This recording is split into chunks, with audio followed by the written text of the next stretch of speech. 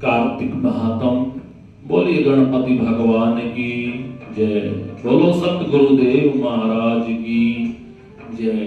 बोलो इष्ट देव भगवान की जय। बोलो शेरा वाली माता तेरी सदा ही जय। कथा आरंभ होते है।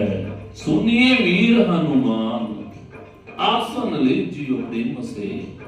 प्रभु आओ कृपा निधान, सियापति रामचंद्र भगवान की जय। आज के अध्याय के अंदर आता है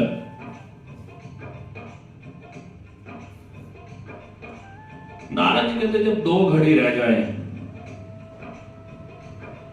दिन निकलने वाला 2 घड़ी शेष रह जाए रात की, तब तिल कुश अक्षत चंदन आदि लेकर शुद्ध होकर जलाशय पर जाए।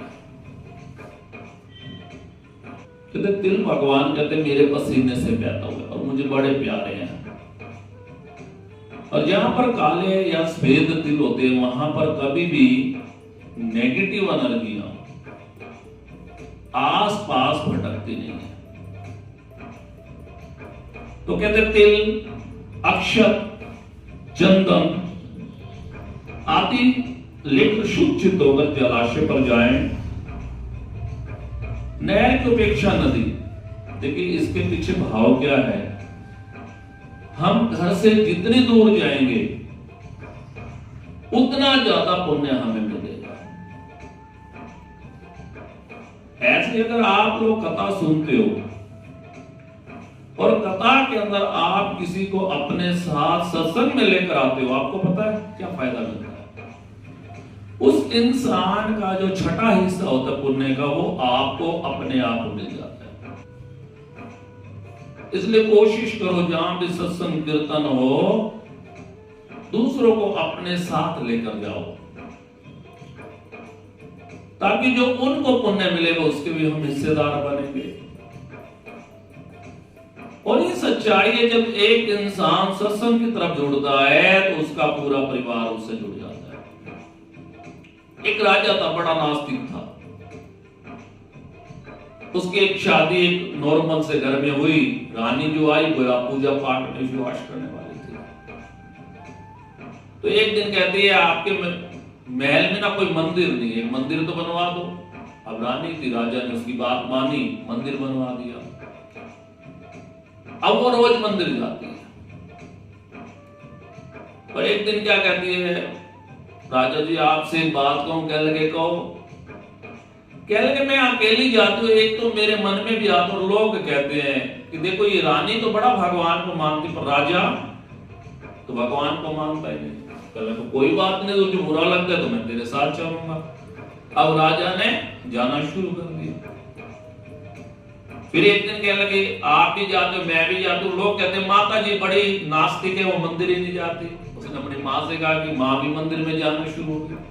जब राजा रानी माँ आगे बच्चे जाना शुरू हो गए तो नगर वासियों ने देखा कि जब हमारा राजा जाता तो हमें भी जाना चाहिए। सभी जाना शुरू हो गया। तो कहने का मतलब परिवार में अगर एक इंसान भी परमात्मा के साथ जुड़ जाता है तो पूरे घर का कल्याण कर देता है। ऐसे घर से आप बाहर निकलोगे स्नान करने के लिए नदी की उपेक्षा और आगे जितनी दूर जाएंगे, जितने कदम हम चलेंगे ना, आपको पता है उतने हम अश्वमेध यज्ञ करेंगे। एक कटु सच्चाई है, सत्संग में जितने कदम हम चलकर जाते हैं उतने हम अश्वमेध यज्ञ करते हैं। एक मजे की बात और बताता हूं। शमशान भूमि में शव को लेके जाते हैं ना, सब पैदल पैदल ही जाते हैं। और आजकल तो गाड़ियों में जाने लगे, पर असली फायदा कब होता था। कहते आरती के पीछे हम जितने कदम चलकर जाते हैं हम उतने ही अश्वमेध यज्ञ करने का फल पाते हैं। और जितना परमात्मा का नाम भजन कीर्तन करते हैं, देखिए वहां पर जाकर हमारे भाव क्या होते हैं, मोह माया छूट जाती है। मन में यही भाव आते क्या लेके गए और क्या हमारे साथ जाएगा। इसलिए इंसान को चाहिए कि सत्संग में या अच्छी जगह हो, जितने कदम वो चलकर जाता है उतने पुण्य की प्राप्ति होती है।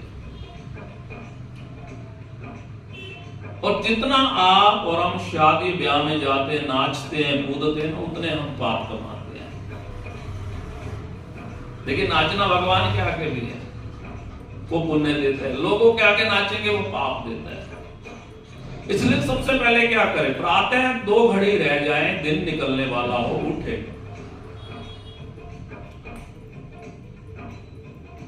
और स्नान के लिए चंदन, अक्षत, तिल वगैरह ले जाएं और नदी, नहर, नदी जहां संभव हो और जहां पर स्नान करें वहां मां गंगा का स्मरण करें। ठीक है, हम गंगा जी ना भी जा पाए तो एक बात बोलते रहे, जय जय हो गंगे मैया मेरा उद्धार कर दे,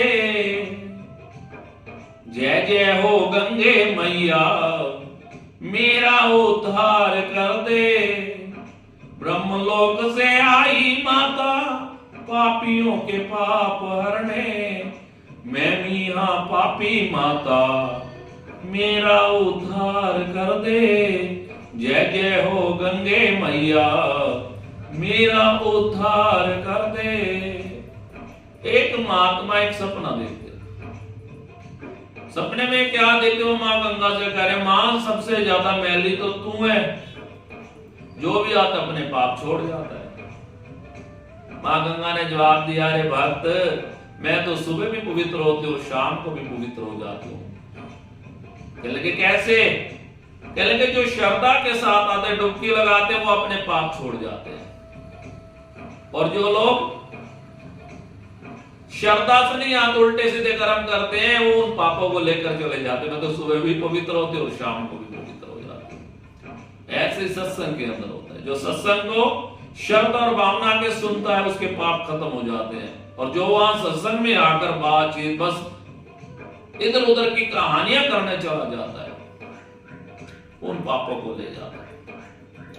नहीं तो हमारे शास्त्र में आता है कि एक घड़ी आदि से पुनियाद, तुलसी संगत साध की हरे कोटि अपराध।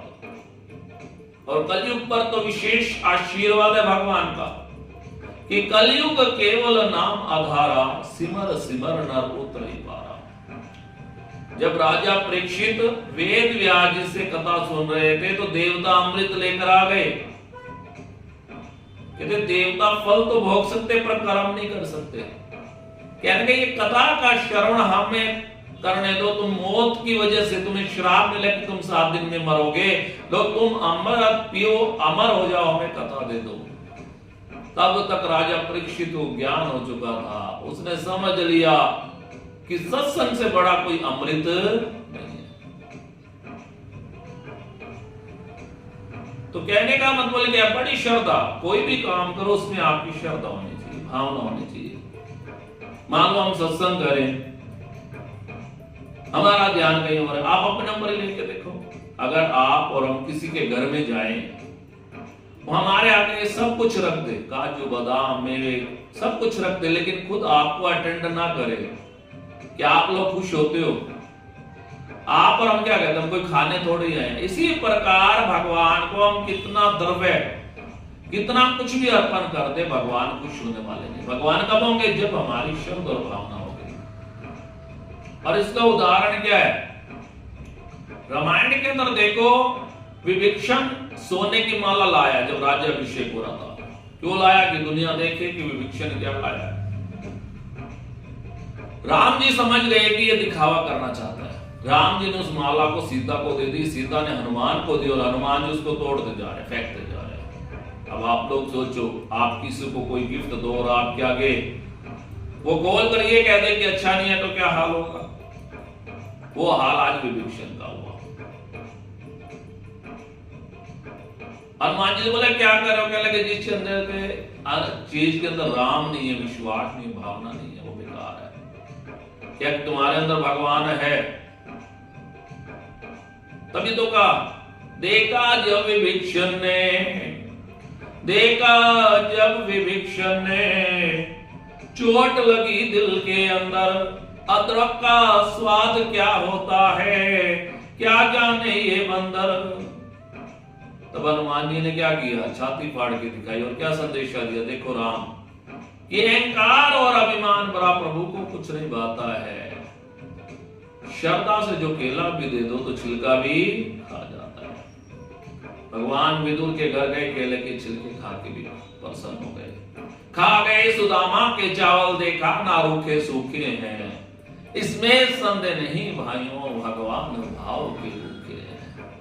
तो आप और हमारे अंदर एक श्रद्धा, भावना, विश्वास होना चाहिए। मैं पीछे भी कथा में आ रहा था, आप जब विश्वास के साथ स्नान करने जाओगे, जल के अंदर कार्तिक में भगवान कहते मैं खुद विराजमान होता हूं वेदों के साथ, मंत्रों के साथ, और जो स्नान करता है वो साक्षात मेरा स्पर्श करता है, मुझे पाता है। भगवान का ध्यान करके स्नान करें, संकल्प करें और सभी आचमन, देवी देवताओं को आचमन इत्यादि कराएं। हे कमलनाथ, आपको मेरा नमस्कार है, भगवान को नमस्कार करें। हे ऋषिकेश, आपको मेरा नमस्कार है, आप मेरे अर्घ को स्वीकार करो।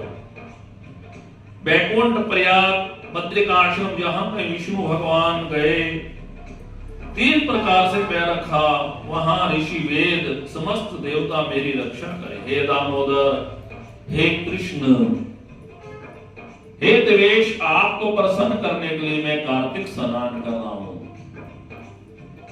मैं व्रत कर रहा हूं और विधि पूर्वक स्नान करके मैं आपको अर्घ प्रदान करता हूं। आप राधिका सहित इसको स्वीकार करें।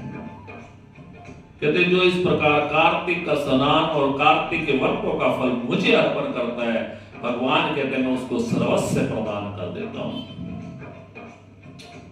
और विष्णु सूर्य भगवान का ध्यान मैं हमें बताता आ रहा हूं, कार्तिक के महीने में सूर्य भगवान की पूजा, क्योंकि सूर्य तुला राशि में निष्ठ हो जाता है। सूर्य को जल अर्घ दें, सूर्य देवता से प्रार्थना करें कि जैसे वो चमक रहा है, हमारा परिवार भी चमके, हमारा जीवन भी चमके।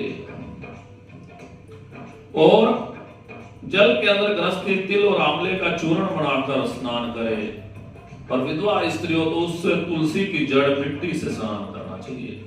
सप्तमी, अमावस, नवमी, त्रयोदशी, द्वितीय, दशमी आदि तिथियों को आंवला और तिल से स्नान नहीं करना चाहिए। कहते हैं जिस भाव से भगवान ने देवताओं के कार्य किए, मन में प्रार्थना करें जैसे प्रभु आपने हमेशा देवताओं के कार्य किए, उनकी हर इच्छा पूरी की, हर दुख में उनके साथ खड़े रहे, वैसे आप भी मेरी हमेशा रक्षा करना। मुझे पवित्र करें बीजों रहस्य यज्ञों से, मंत्र से कश्यप आदि ऋषि, इंद्र आदि देवता मुझे पवित्र करें। और इस प्रकार कहकर पवित्र धारण करके मनुष्य और पितरों को भी अर्घ अर्पण करें।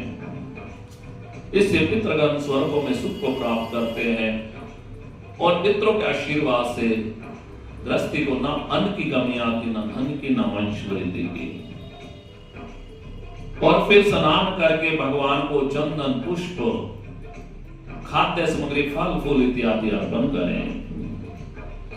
और पवित्र कार्तिक में मैंने जो स्नान किया, राधा के साथ मेरे दिए अर्घ को ग्रहण करो, तांबूल इत्यादि जो मैं आपको अर्पण कराऊं प्रभु स्वीकार करो। श्रद्धा पूर्वक पूजन करें, बार बार साष्टांग करें, भगवान का नाम ले कीर्तन करें। और फिर कहते तुलसी जी का पूजन, आप सुन रहे हो शालिग्राम भगवान जो है उनको तुलसी बड़ी प्रिय है। कार्तिक में तुलसी पूजन सबसे ज्यादा आया। तुलसी जी की पूजन करें, परिक्रमा करें, प्रणाम करें। हे देवी तुलसी, देवताओं ने प्राचीन काल में तुम्हारा निर्माण किया है, ऋषियों ने तुम्हारा पूजन किया, तुम विष्णु की प्यारी हो, तुम्हें मेरा प्रणाम है, मेरे पापों को नष्ट करो। इस प्रकार जो कार्तिक का अनुष्ठान करते हैं वे संसार के सुखों को भोगते हुए सब दुखों से नष्ट, उनके सारे दुख दूर होते हैं। मनुष्य को श्रेष्ठ बुद्धि देने वाला साधन मुक्ति और कोई बात इस संसार में नहीं है। इति सप्तम अध्याय समाप्तम। बोलो विष्णु भगवान की जय। और बोल दीजिए ओम नमो भगवते वासुदेवाय। ओम नमो भगवते वासुदेवाय। वासुदेवाय कृष्ण देवाय। ओम नमो भगवते वासुदेवाय। बोलो विष्णु भगवान की।